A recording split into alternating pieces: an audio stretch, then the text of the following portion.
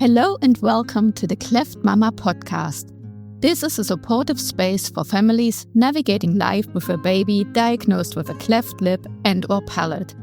Here we share real experiences, practical guidance, and conversations with parents and professionals to help you feel informed, supported, and less alone. I'm your host, Anja Paune, and I'm excited to get started.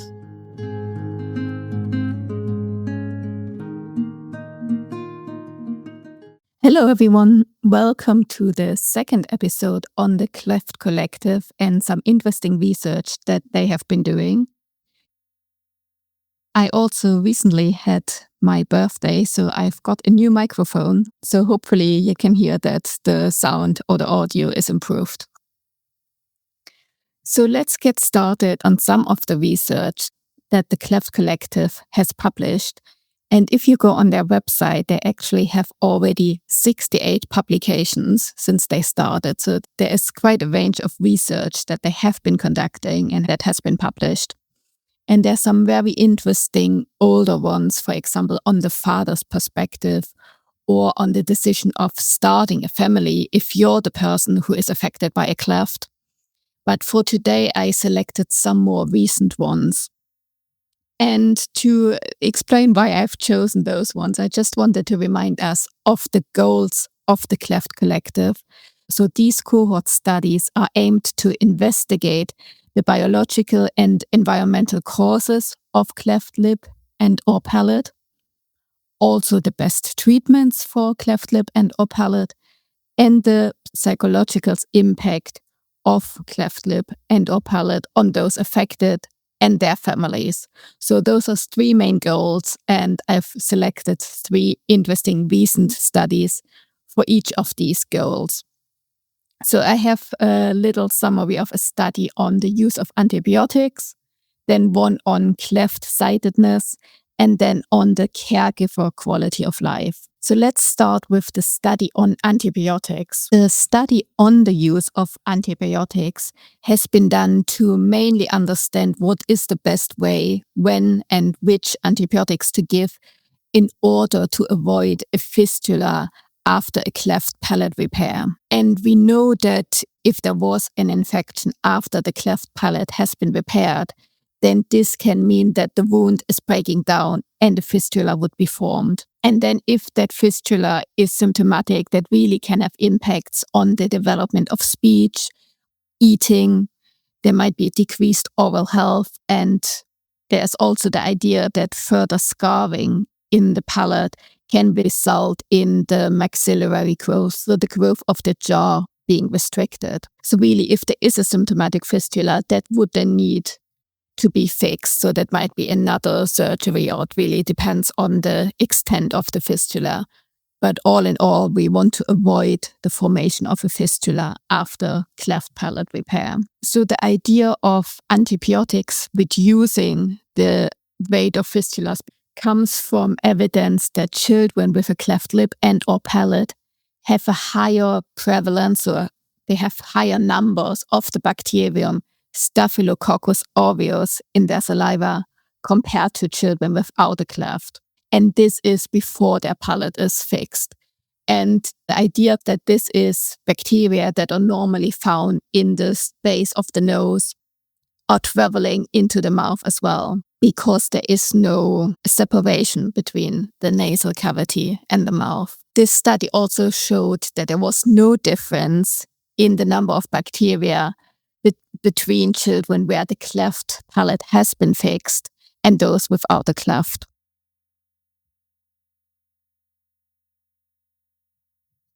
But these pathogens, these bacteria, the Staphylococcus aureus, have been shown to be the reason for an infection after an operation, so after a palate repair.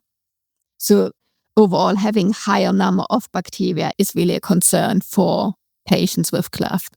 So in order to reduce the number of bacteria, cleft teams have been giving antibiotics, but there are different timings around when to give them. Before the study, there was no great evidence on when is the perfect time to give the antibiotics and what type of antibiotics to give.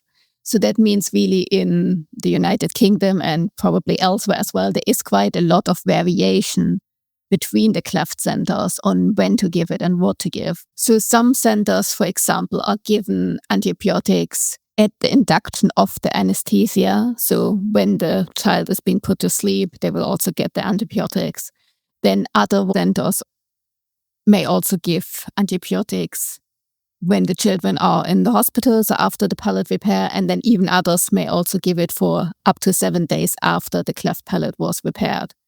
So this study really aimed to understand what is the best way to prevent fistulas. In this case, the Cleft Collective used the data that are stored on children having undergone a treatment in the UK. So they didn't need to send questionnaires to parents in this case, but they could just use the surgical data that have been collected.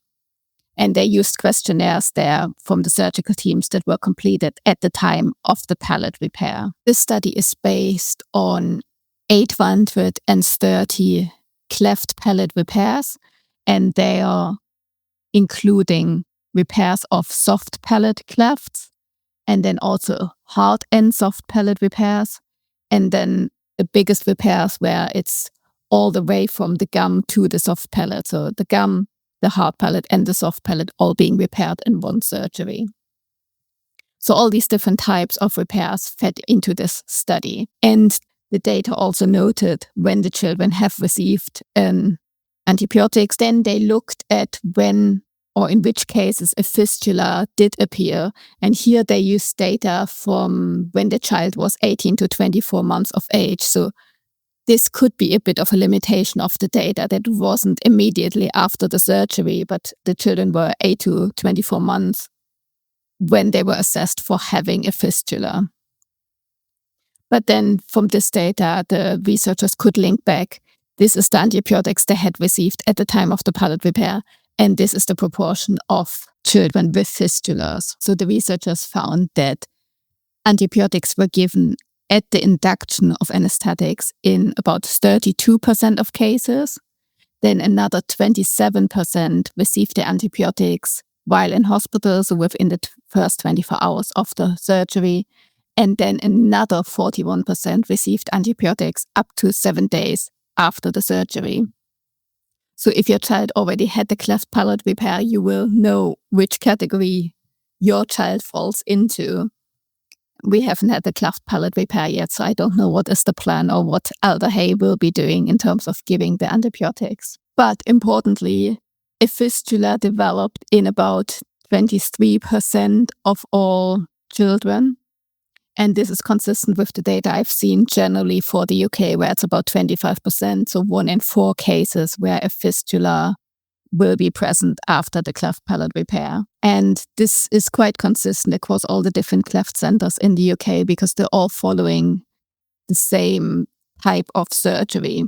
So there are certainly surgeries where the fistula rate could be higher, but there is also a type of surgery where it is much lower. Unfortunately, that's not available in the UK, and I'm really trying to understand why that is the case. And I'm trying to make this almost the mission of my life of understanding why that couldn't be done in the UK as well, to really bring those fistula rates down. But coming back to the antibiotics, the whole conclusion from the study was that there was no evidence to suggest that there is a difference in the fistula rates between the different timings of the antibiotic regimen. So what that also tells us that combining doses of antibiotics at induction, so at the time of the anesthetic, and then still giving additional antibiotics later on after the operation, so either in the first 24 hours or up to 7 days, has no relationship in fistula formation. So there's no evidence to suggest that children should receive several doses of antibiotics. And I don't know how much you know about antibiotics, but really overall, we want to reduce our use of antibiotics. We really want to use them only when they are required and not use them just in case. This is really important because bacteria will adapt and they will become resistant to the antibiotics. So this is really what is creating multi-drug resistant bacteria, which means those are bacteria that are not responding to any of the antibiotics anymore. And we really want to avoid that because we never want to have ourselves, any family member, to have one of these bacteria where then there's no treatment for it. There are no antibiotics that are working anymore. Unfortunately, that happened to us with my dad, actually. So he then was in isolation. He was in hospital. He was isolated there. So he was in his own room. But we had to put on very protective clothes, gloves, masks when we were visiting him. And he also could not see any of the children. He was lucky that his body, in the end, after several months, fought off the infection himself. But other people might not be so lucky.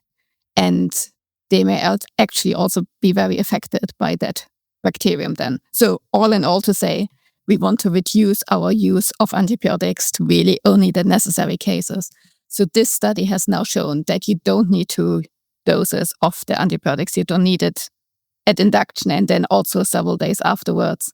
One-time dose at any of these time points seems to lead to the same outcome in terms of preventing the formation of a fistula. What's also important to note is that almost all of the children in that study had received an antibiotic. So there's no data on not using any antibiotics at all.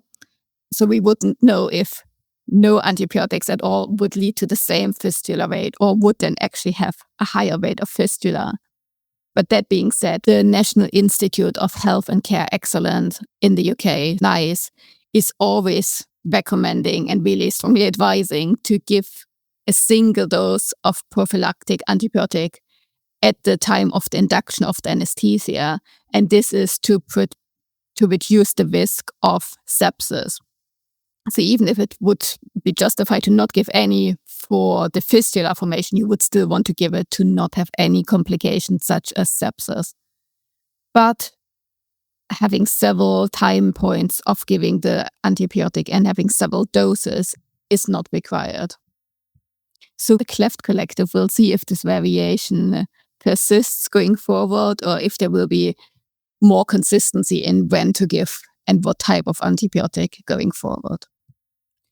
The second study I have chosen for today is super interesting because it's something that I had no idea about, and it's on the sidedness of the cleft, so meaning which side of the face the cleft is on. And this is based on earlier research that had shown that having a cleft on the left or on the right side of the face is not equal, which I had just naively assumed.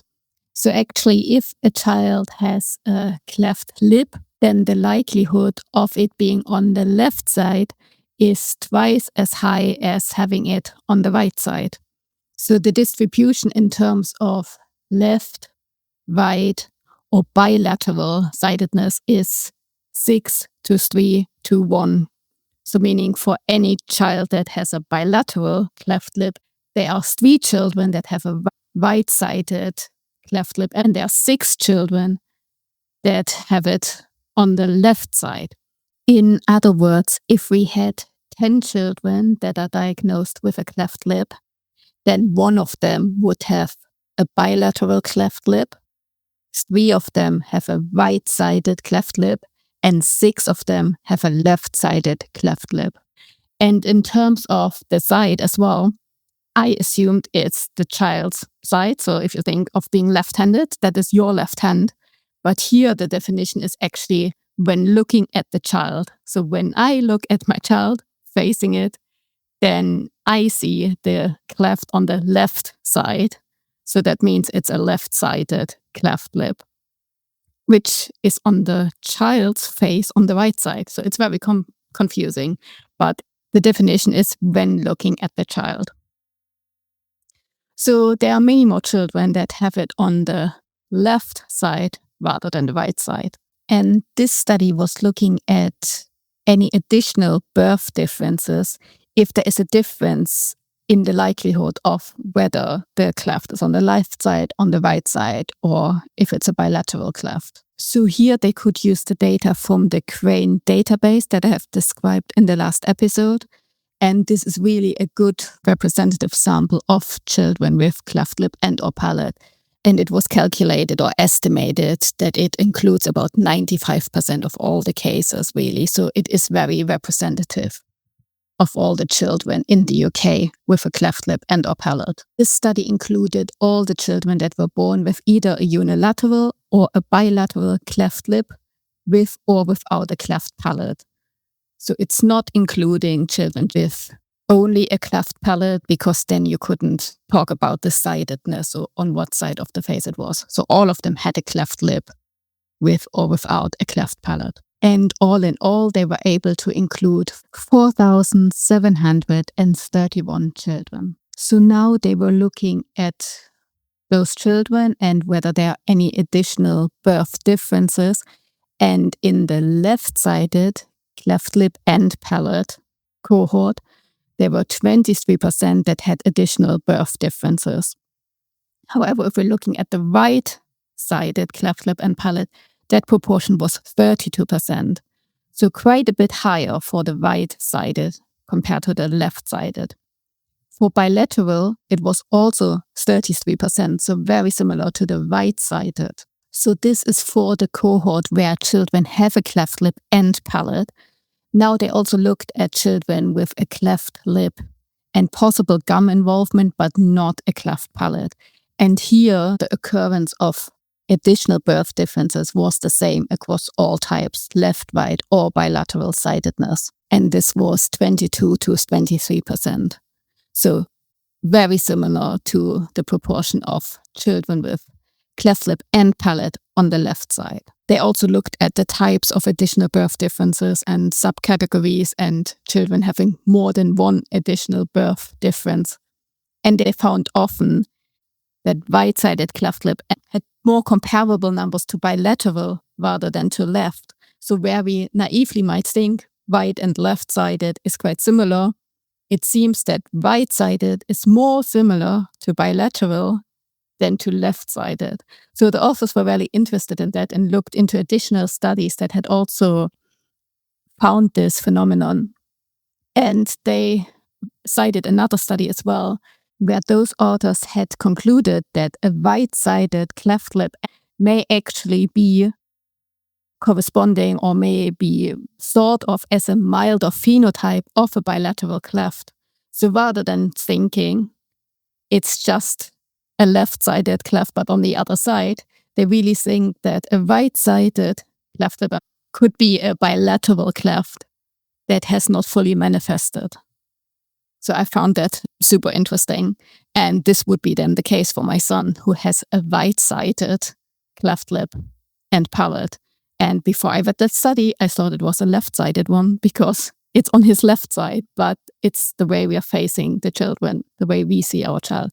So he has a right-sided cleft lip and palate. The conclusion of these authors is now that when we are looking at additional studies, we should really specify not only that's a unilateral cleft lip and or palate, but also really specify the side that the cleft is on to then maybe see additional data on whether right-sided cleft lips and palate are more similar to bilateral cleft lip and palates. And if there is really this link that the outcomes are similar between those two categories rather than having a unilateral versus bilateral categorization. So I found this super interesting, and I will follow on future research on that, where they hopefully always reported now by-sidedness as well, so we can see if there's any additional or if there's further evidence to really confirm that the right cleft lip and palate may lay closer in etiology to bilateral cleft lip and palate than it does to left-sided cleft lip and palate. Coming to the third study for today, and this is looking at the mental health of caregivers of young children with cleft lip and or palate. So with this study or with this research, they really wanted to find out how does caregiver well-being or caregiver mental health compare to the general population when the children are 5 years old? How does it change over time? So here comparing at birth or before birth to this 5-year mark. And are there any factors at baseline, so at birth or even before birth, that could predict how the caregiver is coping at the age of 5? So in order to do this, they used the Cleft Collective again, and they sent some questionnaires out to caregivers. And in this case, they would be biological mothers and their partners. So those questionnaires were sent in the period between receiving the child's diagnosis and the child's primary surgery. So for all of these, it would be before they had their first operation. And then the same participants, the same caregivers, completed another questionnaire when the child was 5 years old. So here they could collect data from 525 caregivers, which are 342 biological mothers and 183 fathers or partners. And here one really interesting result was from the data at 5 years. And this was based on questions around the quality of life as judged by the caregivers. And it was super interesting because the mothers and also fathers and partners at the 5-year mark had actually a higher quality of life than the general population. So we have to say that those norms are based on other studies that have set the norms for the general population. So it wasn't done in the same study because they would have also had to send out those questionnaires to parents who have a child without a cleft, which wasn't the case. But comparing that to other studies that have set those normative scores, parents of children with a cleft had a higher quality of life at the point that the children were 5 years old. The fathers or the partners also reported significantly less anxiety at this 5-year mark compared to the general population. If we're now comparing questionnaires for one caregiver between the different time points, so from the first time point of birth or when you received the diagnosis before surgery to the 5-year mark, again, there was a statistically significant increase in the mother's quality of life. So while they might have reported somewhat of an impact at the first questionnaire, that improved by the time the child was 5. That was also true for fathers who also showed a statistically significant increase in their quality of life scores. And I found it very interesting because I've also been interviewing some other mothers, as you will have heard, and quite common, we're all saying that our child with a cleft has turned us into a better person or has improved our life. And so it's quite interesting that the data also suggests that actually having a child with a cleft, and once you've passed the first surgeries, you really feel like your quality of life has improved and they really added something to your life. So I find that really reassuring and actually quite fascinating that the data, we have it in black and white based on real data, that this is true. And it's not just what we are feeling, but there seems to be something really true behind it. There were also some other questions which were asking about how a caregiver reflects on the cleft as being a negative thing. And again, the data showed that this changed to more positive between the time points. So before your first surgery, the caregivers may have very negatively thought about certain aspects, but in general, these scores improved at the time that the child was 5. So again, assuringly, and if you just had your diagnosis, hopefully it gives you some hope. Overall, all the caregivers reported psychological well-being or mental health consistent with the population norms at 5 years, with some scores actually being even better than the general population at age 5. The authors try to come up with things that may have influenced that improvement, but they really believe that also centralizing the cleft lip and palate services in the early 2000s has now resulted in highly specialist teams, and they're really able to assess and monitor the needs of the whole family throughout the treatment journey, so they can also be a bit more proactive. So we are aware that we have access to the cleft psychology team, for example, after we got the diagnosis or at any time point really. So this is obviously very helpful for improving the mental health and may have an impact in those scores being better at 5 years. And the authors here also point out CLAPA, or the Cleft Lip and Palate Association, which offers complementary UK-wide peer support services and events for the family from diagnosis and onwards. So they are also acknowledging what a great role CLAPA plays in all of this. They also believe that probably the improved scores at 5 years could be because the caregiver's initial concerns at that point have largely been resolved. They have learned that maybe the previous negative thoughts that they had were perhaps inaccurate, or they were just too negative, and now they feel well supported. The current treatment burden is low because they have been through those surgeries, and there really is a bit of a time before maybe the bone graft at 8 years. I found for those that still have quite a poor quality of life at 5 years, those were the caregivers that really scored the lowest in terms of the negative thoughts about the clefts at the first time point. So what they're saying is really, we need to find ways of identifying those individuals that really have those overall very negative thoughts and identify those and support them early on, because then this also has an impact on the children themselves.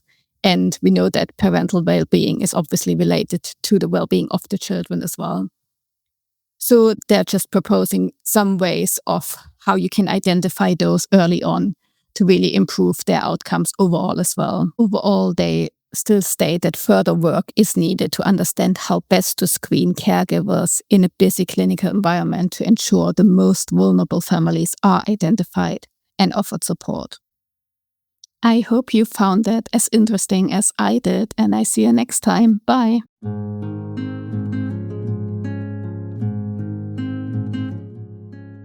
Thank you for listening to the Cleft Mama podcast. I hope you get a ton of value out of our time together. You're not alone in this journey. And remember, you're doing an amazing job.